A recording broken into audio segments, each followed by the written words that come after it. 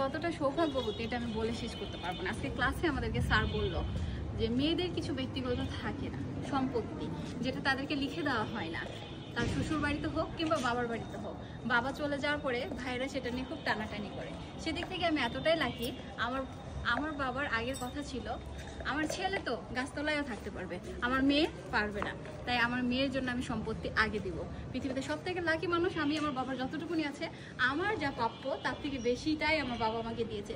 এবং লাস্টে আমার মনে আছে, আমার যখন MBA শেষ হয় তখন আমার বাবা আমাকে বলল, মা চুর দিতে চাইছিলাম, চুর নিয়ে কি করবে, বিয়ে শাদী হয়ে গেলে এগুলো জামাই যাবে বা তোমার ছেলে মেয়ে ভোগ করবে, এমন কিছু দিব যেটা সারা জীবন তোমার থাকবে বা হারিয়ে যাওয়ার ভয় আছে।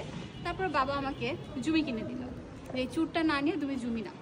তো আমার বাবা আসলে বেস্ট বাবা, সবার বাবাই বেস্ট, তবে কিছু বাবার এরকম একটু টেকনিক থাকা দরকার।